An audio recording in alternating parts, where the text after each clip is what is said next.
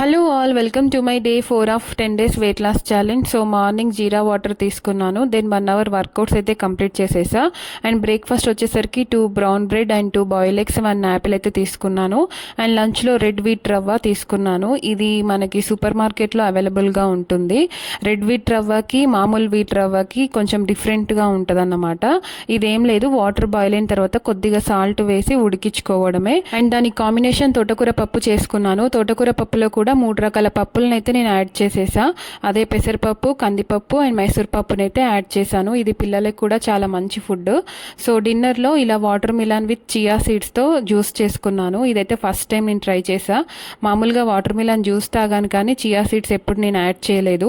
ఇదైతే best summer డ్రింక్గా చెప్పుకోవచ్చు. మామూలుగా వెయిట్ లాస్లో ఎక్కువగా మనం ప్రోటీన్ తీసుకుంటాం కాబట్టి ఇలాంటి డ్రింక్స్ తీసుకోవడం వల్ల మనకి బాడీకి మంచిగా కూల్ని ఇస్తుంది అన్నమాట.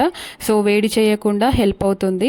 సో మీరు కూడా తప్పకుండా ట్రై చేయండి. ఎవరైనా వెయిట్ లాస్ చేయాలనుకున్న, బాడీ హీట్గా ఉన్న వాళ్ళకి మంచిగా పొట్ట కూడా చాలా హెవీగా ఉంటుంది. సో వీడియో నచ్చితే కనుక ప్లీజ్ లైక్ అండ్ సబ్స్క్రైబ్.